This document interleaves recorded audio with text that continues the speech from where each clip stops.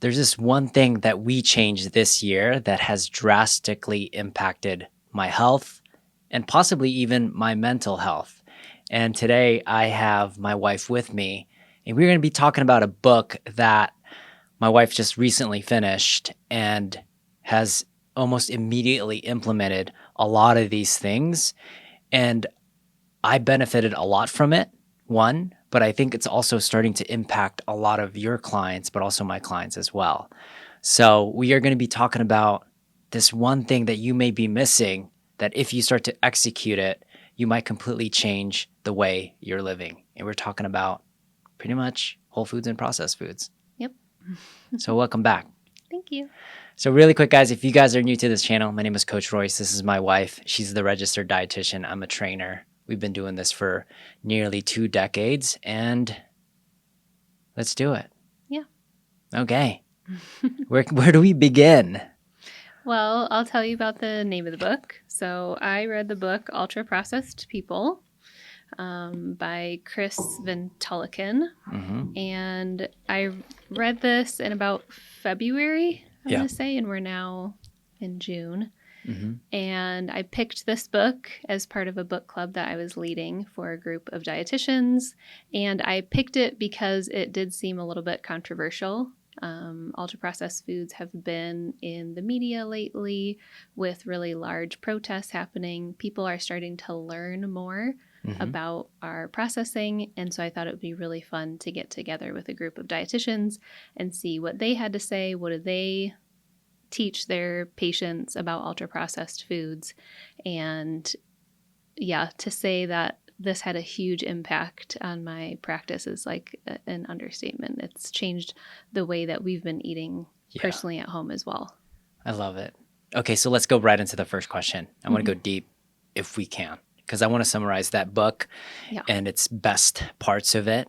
What were like the 3 biggest lessons? And maybe we'll just start it with one. Let's start it with your first big lesson, and then we'll unpack it. The second big lesson, the third big lesson, and so on and so forth. So what's the first lesson from this book? The first lesson is that your body's not broken. I really started this book out being hesitant, thinking that maybe this author was just going to kind of scare you right away and make you feel terrible for your food choices and put a lot of blame on the individual. And I loved this author because right from the beginning, he was saying, it's not you. Like, it is these foods that are not even, he would say, they're food-like substances that have been industrially created so that they're addictive. So good. So that in the processing, they're making things that are not what our bodies are even recognizing as food anymore. And so our bodies aren't broken. They're just not used to these types of creations. So in for the most part, if it's not broken, does that mean it has its own ability to heal? Or what's the premise of it? 100%. And I do like in the book, he does come out in the beginning to say, like, this is not a book about weight loss. He's not trying to solve the issue. One of the things that he's trying to do is just educate. But of course, as the dietitian and practitioner, I took this and then I realized, okay, now how can I teach this to people? And the way that I've seen it in my practice is that when I tell somebody, hey, the symptoms that you've been having with emotional eating or where you feel a loss of control with foods, especially under high stress or lack of sleep, it's something that we can work on. And the types of foods that you're choosing, if they're ultra-processed foods, it's actually going to make this much harder. You're rewiring certain parts of our hunger hormones. And so you're making it much harder when every time you start to choose these ultra-processed foods.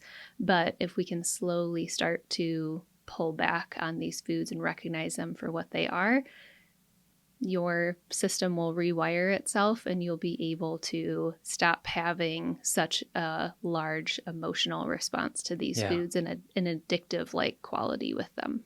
Looking from like outside in, I feel like you gravitate towards this book because in your practice, and I'll watch you kind of do your practice, and you don't have this. I don't see you hating food at all for your clients. Mm-hmm. You know, a lot of times because a client will come in and be like, "Oh, this food is bad. This food is bad, and this food is bad. I should be cutting this. I should be cutting that." And your approach is very like it's open. It's open-minded. It's not your fault. And Mm-hmm. then the other part to how you practice is your client's not broken.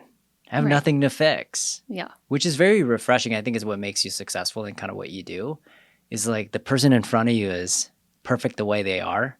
Mm-hmm. There's something really healing about that because there's a lot of different approaches to nutrition. I think there's a lot of media out there that's always scaring things. Mm-hmm. Is that is the book like that, or is it more of kind of how you approach your own practice? Yeah, it's really interesting because I would consider myself somebody who has a really additive approach to nutrition. We specifically focus on what we're adding in, not what we're taking away. Yeah. And so, as I was going through this book and learning more about ultra processed foods, and this leads me kind of into my second point, which is there's a whole classification for foods that I never learned about in school, which is called the NOVA classification. Mm-hmm. And that was really eye-opening because all of a sudden I was able to teach, and I'll kind of explain the NOVA groups. I was able to teach about, there's 4 levels, and the ultra-processed foods is level 4. What I was able to do when I was able to teach people about the levels is I wasn't vilifying all foods. Yes. And even with the Nova Group 4, which is our ultra processed foods, I still wasn't vilifying it, but I was able to explain, hey, this might happen. Yeah. And most likely the research is showing us that when you start to eat these foods, it's hard to have control. A really kind of groundbreaking study that they had in the book was describing a diet that was matched ultra processed and not. And the participants that had the higher ultra processed, they were eating 500 calories more per day on average. Yeah. And so over time, when I start to tell people that and ask them a lot of questions, do you find that that happens when you have these types of foods? They're like, oh gosh, yes. Okay. And so it's interesting because I thought, oh my gosh, this seems like a different approach. Yeah. And yet the way that I've been able to teach it to people is still in what I would consider more of like a gentle approach where we're saying, hey, Yeah. let me just give you the information. You tune in and see how your body is feeling with it. Mm-hmm. I think, yeah. I think one of the biggest miscommunications when people work with practitioners like yourself is they have this perception of, oh, I'm going to eat this certain amount. She's not going to let me have this. She's not going to let me have that. And I didn't know until I started watching you coach that was even a thing. He was like, no, let's add this. Let's add that. I think I've heard more adds than removals in your coaching, which is really cool. So the other part is I want to unpack it because you briefly just talked about the Nova. And yes. you've kind of gave me a lot of those, but I don't think the audience understands. So can we start like what's Nova 1, Nova 2, Nova 3, Nova 4, and kind of explain what that is for someone that's like 10 years old? For someone that's 10 years old. Yes. So I'm going to read these off just to make sure that I got them all right here. So starting with Nova Group 1, this is going to be our unprocessed or minimally processed foods. So you can think about this as whole fruits and vegetables, even oats or things like brown rice, quinoa, eggs, raw nuts, or fresh meats. Okay, so that's Nova Group 1. Like everything is just one ingredient. It's made of what it is. Yes, exactly. Okay. Yep. So these are the foods that are closest to like their natural form. However, people get a little bit confused too if they go to the grocery store and like the meat is cut up.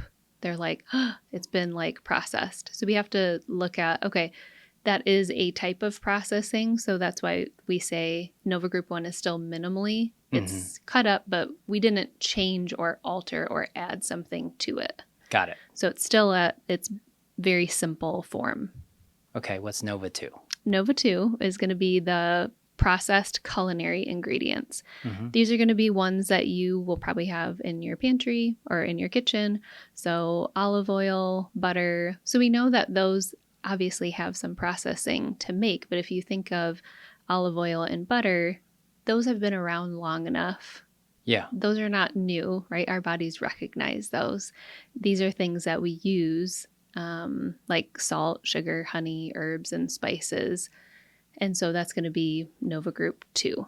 Yeah, I feel like the Nova 2 group is you don't eat those things by itself. You're not like chugging an olive oil or just eating salt by itself. They're Yes. typically, I mean, I'm just like speaking from like a 10-year-older here. So they're going to be things that you add to your foods Exactly. typically. It's the Got it. ingredients. Okay. Yeah, because then Nova Group 3 is what we would say processed foods. And Mhm. these are made by combining Nova Groups 1 and 2. So you take the, meat from, you take fresh chicken from Nova Group 1, you add some spices and some olive oil to it. So it's Nova Group 3. So it's still, like a combination of all of those now. yeah. So it's had some processing, or it can also be things like canned beans. So canning is obviously a processing. Okay. Some sodium in it cheese. sometimes. Mm-hmm. Okay. Still things that we would recognize on like a food label, if Got that it. makes sense. So you would see that it might have like salt in green beans and it's canned. So that would still be processed, but you can still see that it's still things that we can very pronounce. natural, It's still things that we could find, but there is some processing to it. And Got so those are Nova Groups 1, 2, and 3. And specifically, those 3 groups, our bodies are very well adapted to because we've been eating like that for hundreds of years. So our body can understand that. It doesn't mess with our hunger and fullness cues. Got it. So how about my my like the mangoes with sugar? Is that level 3? well, it depends if there was anything else added to it. It just says sugar in mangoes. Yeah, so that should be in the Nova Group 3. Oh, okay. Yeah. So I'm looking at Nova 3 as like less than 5 ingredients typically, or 3 or 4. Can it have like 20 ingredients a lot of times? Most of the time, it's not going to have more that'd be than really 5 or weird. 6. But the way that it's interesting because the definition in here is so long. Got it. And part of it is the what is the intention or what is the purpose of the food. And sometimes it's really interesting because it's a lot of our cookies and sweets and things. It's more obvious that those are things like that you can snacky pronounce. type foods. That list is going to be pretty huge when you see them. I'm almost like looking at it from a simplified perspective. If I was just to go there, I'm like, ooh, that's a Nova 3, Nova 2. I want to be like, if I went into an aisle and I looked at the back and it says like xanthan 3 or red dye 5. Right. I don't think xanthan 3 is a thing, but I don't xanthan know. is. Okay. So, right. So that would be, or if there's food dyes, or if it just says artificial colors or flavorings, those would be all Nova Group 4. And so the Nova Group 4 is the ultra processed, or in the book, it's the first time that I've heard ultra processed foods called this, but just UPFs for short. And so UPFs, they are basically the industrial created foods. Got it. So it's going to be a lot longer list of ingredients, ones that we're not going to be able to find in a pantry. So like different emulsifiers or leaveners. So a good example would be mayonnaise. Got it.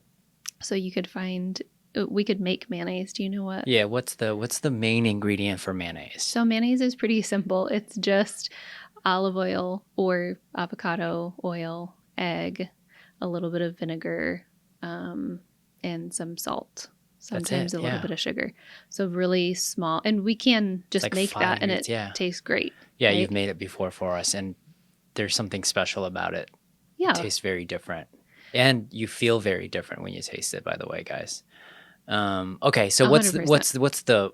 what's the mayo that most people are consuming that are On the UPF side, Yeah. how many ingredients are those? There's going to be closer to 10 to 15 in those ones. And Jeez. so you're not Okay. going to recognize the names of some of those because they're, again, kind of that industrial created. And in the book, why I really liked this is a big book too. So I would suggest listening to the audio. It's a fascinating story to listen to of why did we even start processing foods. It takes you all the way kind of into the history of processing and how a lot of it was just because it made it cheaper. It wasn't nutritionally that we were doing it. We were taking things like mayonnaise it can be a great fat source. We might not think of it like that. But what they started to do in World War II is they started to create fat-like substances, very waxy, and then they're adding in flavor components to just basically trick our brains into thinking that, oh, this is mayonnaise or this is fat, because they would do it with things like butter too, where they're taking out components that were the more expensive components and they're replacing it with waxy substances that mirror that.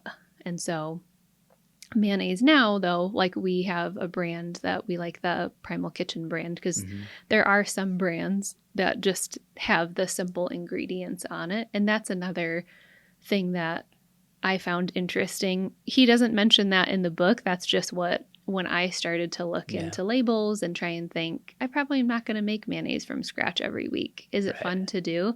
I've been making ranch for us every week and it tastes amazing. But just in case I don't have the time, maybe what are some of the products that I could still get?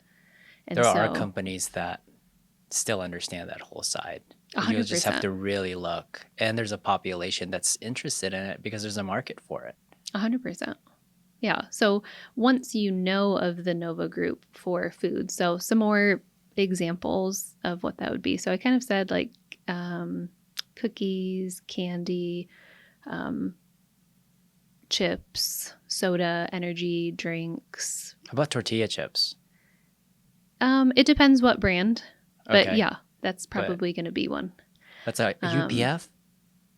It can be. Oh, man. I'm screwed. So, fast food like chicken nuggets, artificial sweeteners, when there's emulsifiers or other additives, boxed mac and cheese, frozen meals, even some protein bars. So that's where when I was starting to learn about it, I thought, oh my gosh, does this mean I can never have these foods again? Yeah. But what I really liked about this book as well is that it didn't say that you can't have any. It just really dives into, hey, traditionally American diet right now has about 60% coming from ultra processed foods. And that's high enough where it will mess with your regular hunger and fullness cues. Okay. If you can get that down to 20% or less, which would be the equivalent if you just ate one or two. So you had your tortilla chips and you had a protein bar and the rest of your foods were coming from Nova Groups 1 through 3. That shouldn't have any damage to your hunger hormones. Got it. Okay. So from Nova 1 to 3, you said it doesn't necessarily affect your hormones. And then Nova 4 has massive effects on your hormones. Yes. Well, I know from perspective, but I'm not sure the audience knows. What hormones are you talking about? One, and then what is the role of it? Two. Yeah. So the 3 big ones for me are insulin, ghrelin, and leptin. Got it. And so those are the 3 that can definitely be affected by high ultra-processed foods. So insulin, a lot of people know about in its relationship to diabetes and insulin resistance. It's the key in our body that's going to open up the cell door and let sugar into the cell to use it for energy. So it's taking it from the blood, pulling it in and using it for energy. When we have insulin resistance, our keys are not working, and so the sugar stays in the blood. That's very confusing to our body, so it can lead to weight gain. It can lead to us also feeling hungrier because our cells are not getting the energy they're confused. It's actually still all being trapped in the blood. Yeah.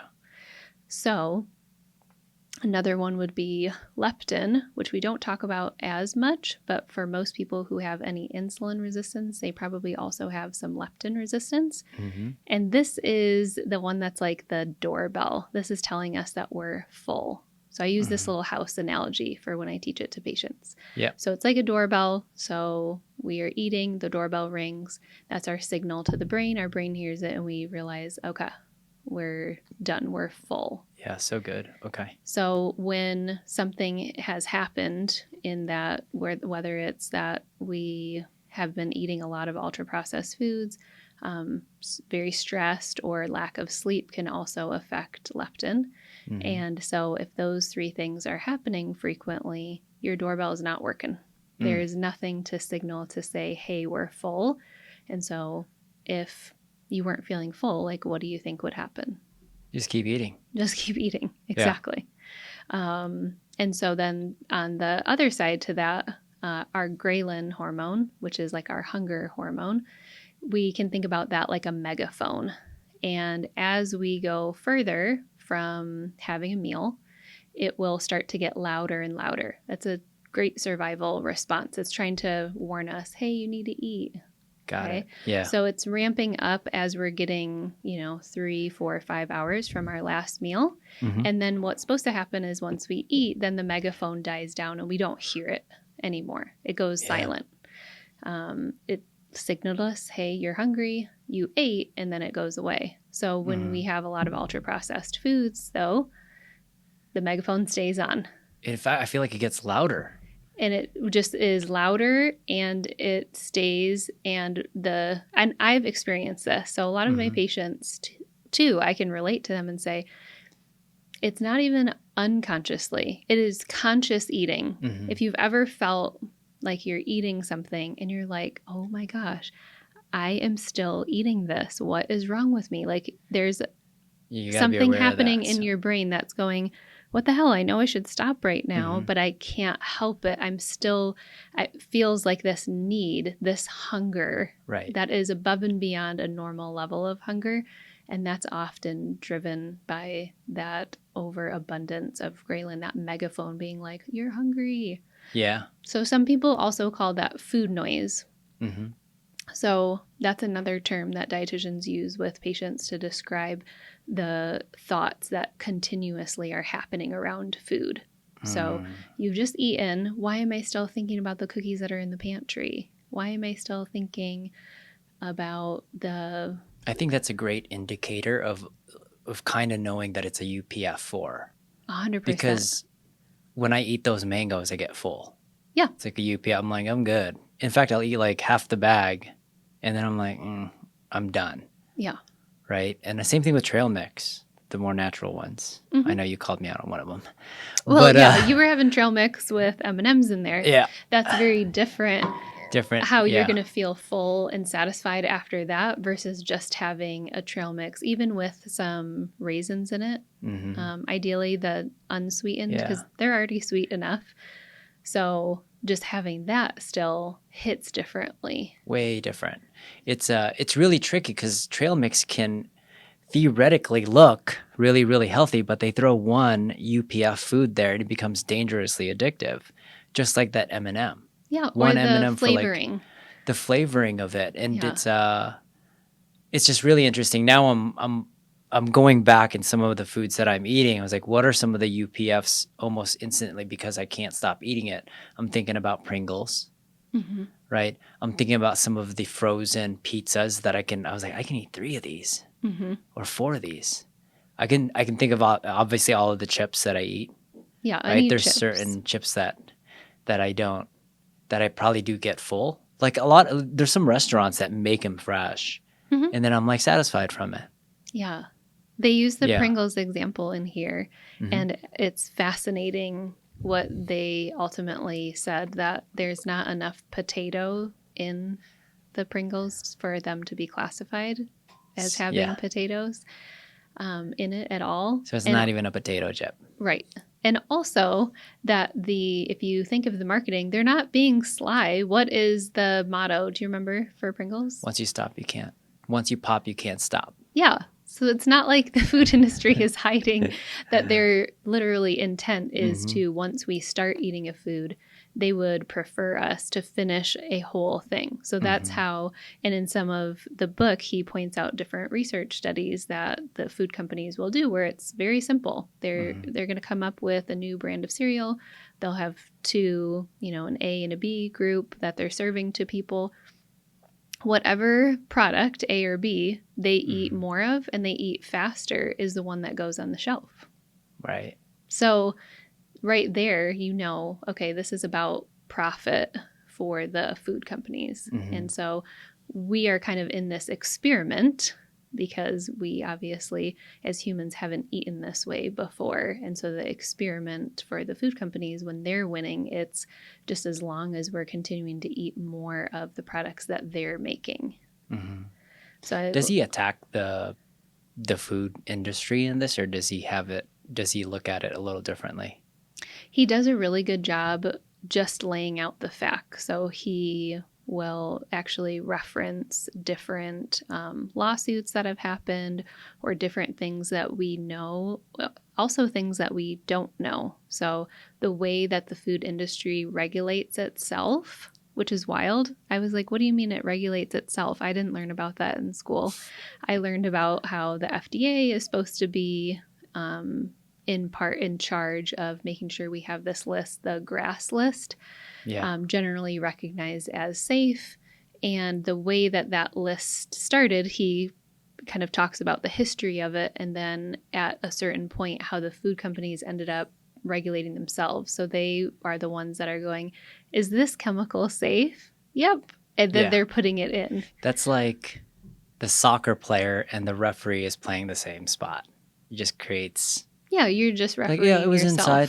It wasn't out of bounds. We're good. Yeah, so it creates a very dangerous dynamic. And now when you have that food industry, you can also follow the money, which he does as well, and calls out a lot of companies who take a lot of money from the food industry. So he does a good job at trying to lay out the facts because he also says at the end of the book, most likely I will be sued for writing this book. And so the reason why this is such a big book and could almost be used as a textbook is he has so many references that he's using. It's almost like you can tell he's trying to really be careful in the way that he presents this case. So there's no wiggle room, right? That he can't be sued for saying something. So I think it's actually more important for people to sit down. It's a 17-hour audiobook.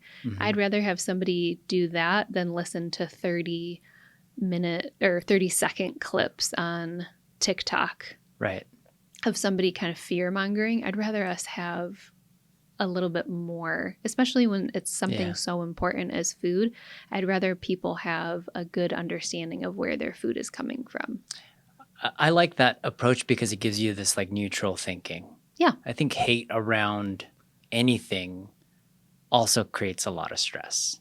Yeah. He says in the book, if I was in charge of a food company, I'd do the same thing. Yeah. And it just allows you to be open to see why people would be doing that. If you were hired as a researcher to figure out how you make this food more profitable, you would test 3 different colors, 3 different crunches, 3 different salt amounts, 3 different sugar amounts, 3 different ways of how we can hold it so it has a longer shelf life. And we start to humanize other humans. And then from that place, I think you can have more logical decisions. You have more creative decisions. I feel like when I'm hating something, I'm doing some really interesting actions that don't really support my health. But when I look at it, I was like, oh, these are just the facts. That's why that guy's doing that. That why that guy's doing that. So this way, I'm going to take all of this information and I'm just going to do it. I'm going to do it this way. And I like that. And that also guides your own personal choices because once you learn more, it doesn't mean that you're never going to have another Oreo again. You might look at it differently, but you might still engage with UPFs and eat them. And I often tell people to mindfully eat them. So still, that's great. If you feel like you've got, something that it's really hard for you to stop, actually really slow down. So I do when I'm in person, and sometimes when I do one-on-ones with people as well, we'll do mindful eating meditations where we'll pick one food and they'll really slow down with it. Like put it in your mouth without chewing it. Feel with your tongue the texture of it. They would smell the food before eating it too. Then start to kind of move it around in your mouth, then take a bite of it. You're also just being really present with the food, and that changes the dynamic of it. So when I've had people do this with strawberries, for instance, the amount of satisfaction and pleasure that you get from eating strawberries, if you do it mindfully, you could even have your eyes closed so that you can really focus in on it. It goes up exponentially. You do it with your patients, and then you've also done it the other way, where you have them eat a Dorito. Yeah, so Explain that to me because it kind of freaks me out a little bit. Yeah, so I had a group about a month ago that was in the rehab facility that I work at, and I told them to pick any snack that they wanted. And so some of them picked fresh fruit, and some of them picked nuts, and two of the girls, one picked Doritos, and one did goldfish. And so we went through, I say the script for the meditation, and then afterwards I go around and I ask everybody what their experience was. And so I'm asking first, and it was somebody who had strawberries, and they were like, oh my gosh, they were so good. This is amazing. They tasted wonderful. I didn't even know, like I kind of forgot to even taste my food.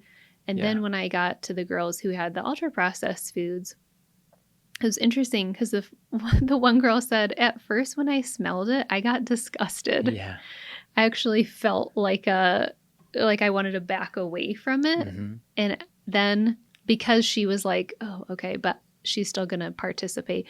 So as soon as she put it in her mouth, though, and she felt the flavor of it and she tasted it, then she was like, whoa, it was such like a big response to the flavor of it that she said she forgot that she hated it. But something that she didn't like was that it was very soft. So that's one thing that's very universal with UPFs is they're very soft in texture. And so right away we think of Doritos as being crunchy, but as soon as you crunch it, It and just then it melts really quickly. They do that on purpose so you can eat a lot more 100%. more frequently. Yes. If they can eat, I'm looking at a restaurant, like fast food restaurants are so profitable because they don't have to sit down. They pay their $3 or $4 and then they leave and there's another car and then there's another car. So you eat it faster and it's less satisfying.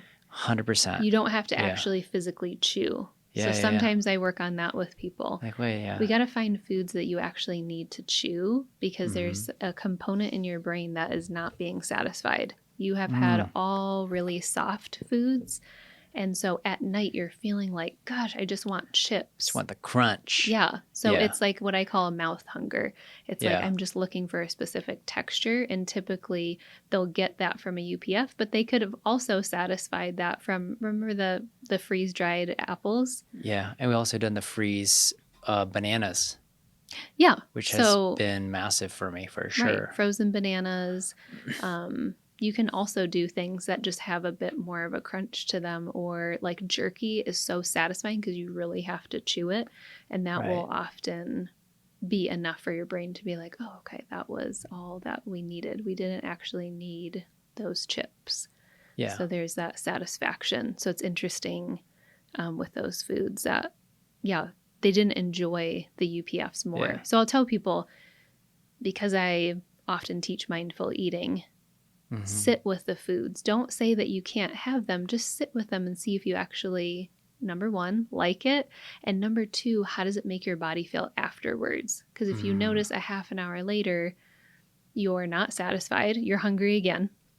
Yeah. Or if you're having physical symptoms, which a lot of people have, but they'll just kind of ignore, right? Your stomach is kind of churning. You might get kind of a brain fog. You might feel tired, like you want to go take a nap.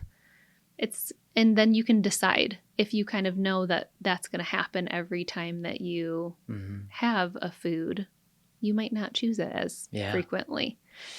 I'm pulling back from when I'll do some of these nutrition challenges and then my client will be like, oh, it's my birthday. I want this cheesecake. I want this Oreo. Yeah. And I never say no. I'm like, no, you can't have that. It's your birthday. Mhm. You're got to be miserable the whole time. I tell them, this is what I do. I'm like, hey, I need you to have that meal. Let's just dedicate. Let's write that thing down. But here's your homework. When you're done eating it, I need you to write down these 5 senses. Mhm. And it's fascinating because one, the way you're describing it is actually they do get full faster. Yeah. And then two, they're like, I did it for all of my foods that I didn't even want it.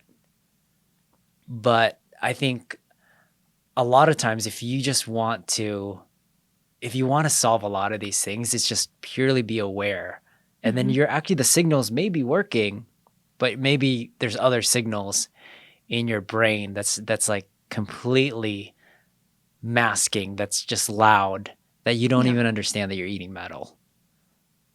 Right. Or whatever Sometimes. it is. Yeah, whatever it is, or Lego pieces. Right. I don't think it's Lego pieces in there, but you're right. There's certainly lots happening with what is going into our foods that we just don't know enough about. But our body is very smart and can tell us a lot and is not often pleased or as satisfied with those foods if we are mindful and present. We can feel very good with foods if we are very distracted and we eat something very quickly, very fast, because it does give us big dopamine hits, just like alcohol would, just like smoking would. But you have to eat it really fast and distracted. As soon as I have my patients eat that same food, but they have to do it slow, they're like, this isn't fun. Yeah. And I'm like, oh, okay. So it was more that it was fun before. It was an activity. Yeah. It was something where you did it fast and mindlessly, and you were getting a big dopamine hit from it. Yeah, they use it as distraction. Yeah. A lot of times. And it makes sense that we would do that, though. I always think, like, our poor caveman brains, like, we just, of course, when we have flaming hot Cheetos, it's just like, what? Like, this is the most insane flavor combination and crunch. Of course, it's not like we've ever been exposed to that. So, of course, you're going to want more and crave more. And your body is like, anything that is kind of that dopamine related response, it will. So when then you have low dopamine, I find that my patients' brains are like, hey, you remember that one time that we had that ice cream sandwich that was really good? That made us feel better for a second. And they'll do it again. And it's just never ending. So it starts to, but listen, if you're trying to lose weight, but you're just frustrated because you just can't seem to see any results, we would love to help you out. Now, we've been helping thousands of our athletes over the course of a decade by crafting personalized programs that are not only sustainable, but also effective. Now, if you're ready to transform your health, click on the show notes below, book a call with one of our coaches. We'd love to help you out. Now back to the show. Peace. We can start to replace those foods and those cravings with, there's so many great foods that we have, though, like Nova Groups 1 through 3. That's plenty of foods to choose from. And when I'm working with people, they're just like, gosh, I am feeling so much better. I have more energy. I have a more clear head. Maybe weight loss is happening. Maybe not yet. It's still going to take consistency with a lot of other factors. But a lot of people are feeling different within their body, very quickly. Okay, so I want to pull this because you did your own self-experiment with you and 3 of your best friends. Right. And you've completely removed the UPF Nova Force in your in your nutrition profile. And one of the indicators that you decided not to measure was weight. And you did it for 30 days with these 3 other girls. What was one thing you didn't expect? And then one thing, maybe a few things you didn't expect. Yeah. So we did 30 days without any processed foods. And the thing that I didn't expect was that it actually wasn't as hard as I thought it was going to be when I started to do what I do with my patients. Like, I used ChatGPT to help me with meal planning, and I just implemented what I teach everybody else, make it easier for yourself. So I went to make meatballs one night, and instead of what I had been previously doing, which is buying like frozen meatballs that were UPFs, I was like, okay, I want to have meatballs. I'm going to make them. I'm going to do a double batch in my Instapot. So I have more. I'm going to freeze them. And now I was able to have them for the rest of the week. So it really felt like I was unlocking a lot of like time saving, where I thought this is the reason why we like ultra processed foods is because it's fast and convenient. But if you can take a little bit of time to actually create a plan and follow through with it and make it easier for yourself, I always say, I assume that I'm not going to want to spend a lot of time. I want to make something pretty fast and easy. So if I can utilize air fryer, Instapot, or making double batches so that I can just have things accessible, cutting up vegetables and fruit beforehand. Yeah. I was like, wait, this was actually, and the girls were also like oh, wait. actually, this is doable. Both of them thought we're just going to do it for 30 days and then like we're just going to add everything. Yeah. Like strategically start adding foods back in, but then it seemed like in the beginning we were like, but we don't know how it's going to go. And then after we were in it, doing it, we were like, wait, this is actually sustainable. That was my other question, because I'm always trying to teach something that's sustainable. I find it to be, because when you started to do this, one of the biggest obstacles a lot of times when people don't want to change their nutrition lifestyle is time. And it's going to take forever. And what's going through this experiment, maybe initially it might take some time. Yeah. But I feel now it's like 5 minutes, 10 minutes, we're good. Yeah, we're Right? Like yeah. it's that's one of the biggest lessons for sure in when people start eating a lot healthier is they start to unravel that belief that it takes a lot of time to get healthy. 100%.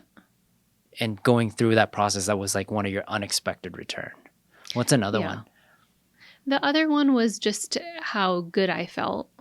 Okay. So especially with like gas and bloating, and also like brain fog, those types of things started to go away. Yeah. And so it was actually fun to see. Because before this, I'm like, I already generally eat a pretty healthy diet, I would consider. But then when I went back to think of maybe the percentage of UPFs, it was more than the recommended like 20% for sure. It was probably closer to 40%. So then when I went down to 0%, and I do like to teach it in that way, let's think about it as a percentage because we don't need to be perfect. We don't need to be at a 0%. In fact, in the book, the author, he did 30 days 0% ultra processed foods, and then he did a month of 80% ultra processed. And that was actually really cool to read too, because he started to really feel the consequences of that. He was like, I'm like gassy every day. He gained weight. He was feeling really sluggish, and yet he still felt like the drive to have those foods. Right. And he wasn't feeling full. It was very interesting. So I think it's kind of fun to play around with then if you want to go for a time period without having it at all. And then how does it feel every little thing that you start to reintroduce? I had a few foods that I reintroduced that didn't make me feel good. And so I'll continue to leave those out or just know that it's going to be a special time and a place. If I'm about to go into 4 sessions with patients back to back, I want to feel energized, right? I don't want to feel heavy and sluggish and like with brain fog. So that's going to drive my decision. Not I'm so scared of this food, I can never have it. Let me make a decision based on how I want to feel for the day. Yeah. Outside looking in, I noticed you were more active throughout the day.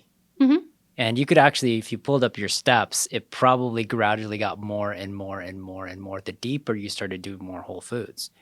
And that was just like an I don't know if that was intentional or unintentional side effect. Like you just had more energy.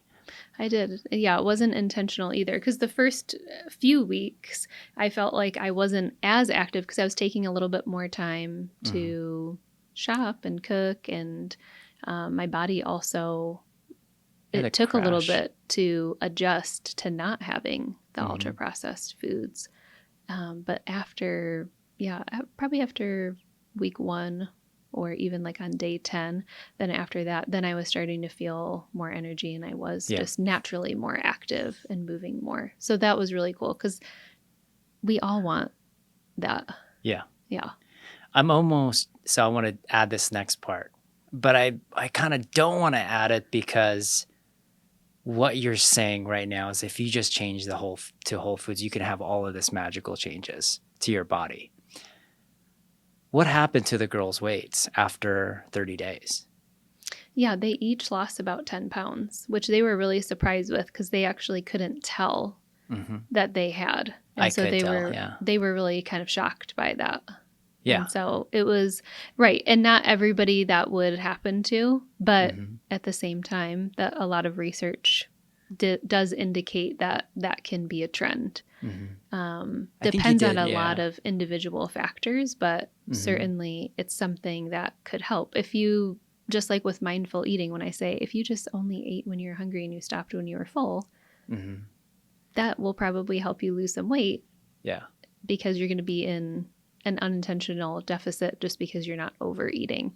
And what makes that easier is if you choose foods that don't actually, rewire your brain so you can hear the doorbell, so the megaphone isn't so loud. Yeah. So that you can listen to your body. Exactly. I love how you ran that experiment without looking at the scale. Yeah.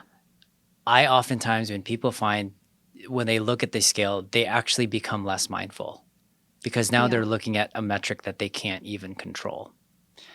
So it's I'd almost advise this, if you are going to go do this to a complete understanding of what the foods are doing to your body and learning to those signals, you have to remove one particular signal in there, and it's the signal of the scale for this to work.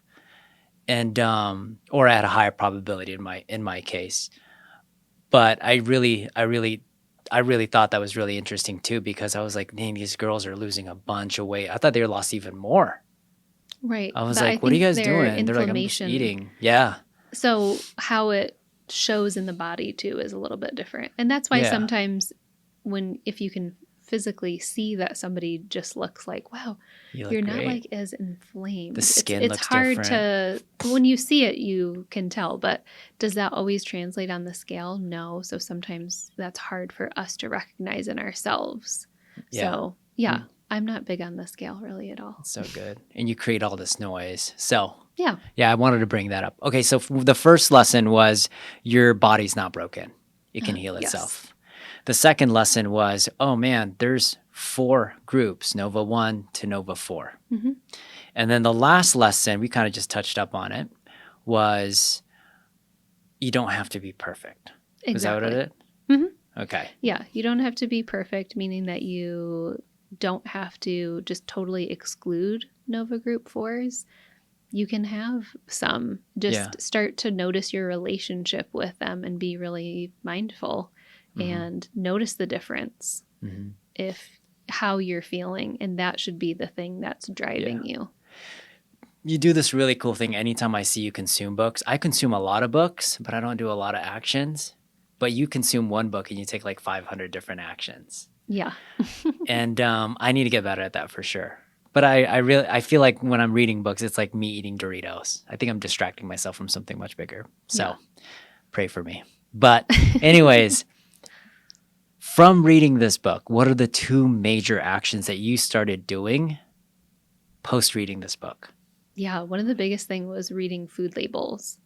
And I mean, I'm a dietitian, so of course I'm looking at food labels usually quite a bit if I'm looking at things with people. And I felt like I have a pretty good grasp of what's on food labels. And yet I found a lot that I just didn't know. And that's okay, right? That's why we read. That's why we learn. That's why I was so interested to see what other dietitians had to say. Because we like to think of ourselves as experts, but I hope that I'm always learning and growing. And so I'm looking at food labels that are in our house and I'm like, oh, that is ultra processed. Mayonnaise was the first one that I was like, oh, this is interesting. Okay. And so what I did was, okay, step 1 of taking the action is just noticing. I didn't throw everything out. I just thought, okay, Yeah. let's use Just it up. look. Yeah. Because I also feel like, okay, this is one thing. We're going to just start to look at kind of each category and slowly. Before I did the 30-day, there was about a 3 or 4 week kind of build up to that, Yeah. where I was just strategically waiting until we ran out of a food to replace it with something that was not as processed. Yeah. That's kind of happened to me too. Because as you started to look at more stuff, and I was like, what does she mean there's more stuff on back of labels? So sometimes I'll pick really healthy foods that says like, this one has 50% more protein. You're like, that gotta be healthy. And then you look back and you're like, what is that? I don't even know that word. I've never heard of that word before. And there's like 20 or 30 of them, right? Just like listed out. So sometimes what you see advertised on the front might not be what you want to see in the back. Yeah. So I think that's one major action that just bled to me without me reading the book, because I've noticed you were looking at it and I'm like, okay, what else is there to look at? Yeah, it was just it was a fun experiment to see how many things there were in our diets that were considered ultra processed. Okay. What's the second action that you immediately started doing? Then it was starting to make slow swaps. So once I noticed, like I said, I didn't that day just throw away all of our foods. Yeah. It was just the slow and strategic. And I tell my patients to do that too. Don't feel like you need to, unless you're so disgusted that you can't eat that kind of mayonnaise anymore or something but most people are like, yeah, I'm okay. Let me just finish this up. Or if it's already close to being finished up, and then let me find something that replaces it. And so it's kind of the strategic small swaps, which I feel like still then is my additive approach to nutrition. Because either you're swapping it for something that's similar, like a mayonnaise to a mayonnaise, but one that's just less processed, or you're swapping out snacks and you're replacing it. No one's getting enough fruits and vegetables. I'm the #1 hype queen for I'm fruits actually and eating more vegetables. fruits and vegetables now. Yeah. That's crazy. Yeah. And fiber. And so I'm always I'm like, let's just get more of those things. And then that's going to be helpful too. That's a different way to kind of swap stuff out. Like, let me stop buying less of the. So we did, like for you, we started to cut up bananas and cut them up into small like circles and like put them on a tray and freeze them. You were doing that with Greek yogurt, peanut butter, cocoa nibs, coconut flakies. flakes. Yeah. Yeah. And what did you say to me? It's ice cream. You were like, this is better than ice cream. This is, Which is, odd coming from you because you actually really like ice cream. And you'll slam a good ice cream. Here's one really the one big lesson is if one of your couples actually start getting healthier, the other one accidentally gets healthier. That's one of my big lessons. The swap thing. Here's what's interesting. The moment we started swapping little things here and there, like the sweet potato, like the bananas, I retasted Lucas, because Lucas will eat a certain amount of foods. He doesn't eat all whole foods. He's still getting processed foods. But if you're a parent, you're probably going to dabble on there. And one of the things that I was really shocked of not liking was ketchup. And I'm like, what's wrong with this ketchup? It's too sweet. So I stopped eating the ketchup. I was like, I'm just gonna eat the sweet potato. This sweet potato is super, super sweet. And you didn't put anything on there. Right. It was just like, I think, salt, olive oil, and then the sweet potato. That was it. It was crisp. And we just roasted it. And then another thing that I'm not a pickles person. Oh, we ate so many pickles. What happened, right? Like, am I like a different person? But now I'm like, oh man, this pickles is like, I've never tasted a pickle like this. This is like the best pickle of my life. And it dawned on me that the pickles were always there, but my taste buds and the way I was eating foods was just so disconnected that I didn't even know what good food was. So just this, and I'm not 100% swap like yours, but because you've switched so many things and got rid of so many things, or just put them in the hall of shame, that I started to just benefit from it. So I'm probably closer to 80-20 for sure. Some days much higher, like 90-10. And yeah, I think those swaps, when you do enough swaps, like little swaps here and there, you'll accidentally swap some of the worst foods you'll ever have. Yeah, and the best part is that you actually liked it, because Yeah, if crazy. you were like sadly eating it, you're Yeah, like, oh my gosh, you actually liked every single recipe that I cooked, which which blows my is mind. insane because Yeah, you're actually kind of picky. I am. Yeah. And so I've definitely made some foods that had ultra processed components in them, like some of my fast and easy, and I still love Trader Joe's, but in their frozen Yeah. area, they have some. And at the time, I was like, this tastes so good. You Yeah. didn't even like some of them. But then when I tried to recreate them, just the Whole Foods version, it was like, Yeah. I'm not a big finally you were meatballs person. satisfied. I was Yeah. like, oh my gosh, you actually really I like was like, this this is stuff. like the best burger I've ever had. It's just interesting to me. Okay, so I like those two actions. One, you started to really look at the labels, no judgment. You just like looked at it, Yeah. researched it. The second one was you just started to swap things out, Hmm. which is really interesting. Just after reading one book. I guess the last thing for me, because there's so many books out there, there's so many great books out there, but sometimes the right book needs to be for the right person. Hmm. And the final question that I want to end with this is like, who should this book be for? Yeah. Number one, any healthcare practitioner should be reading it so that you can better relate to your patients. And then, in terms of just the everyday person who should be reading it, anybody who labels themselves as an emotional eater or somebody who feels like they have an addictive like relationship with food, them in particular, because they often Yeah. feel so much shame. They have no idea. They're not understanding that it's not them. They feel that their body is broken.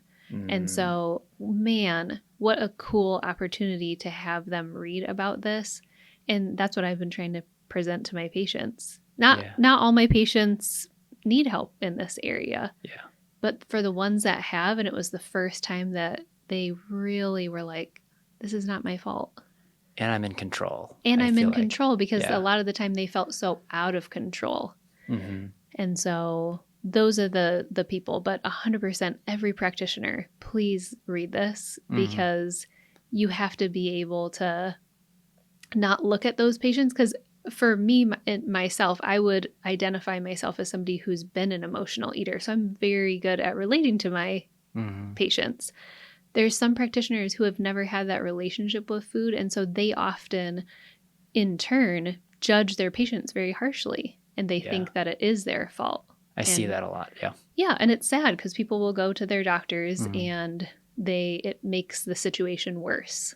I've been that practitioner, by the way, guys, too. 100%. I've been better. I'm better 100%. now. But that's why I think it would be really important, especially for those practitioners who have never identified as that or don't understand it. They can learn a lot.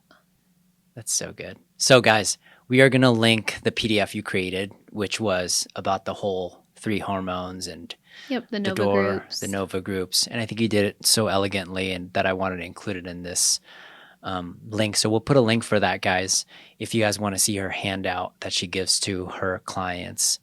And yeah, we'll probably just put a link on the book. If you guys want to read that book, go get it. I think it's going to be a game changer for you. And I'll see you guys on the next episode. Peace.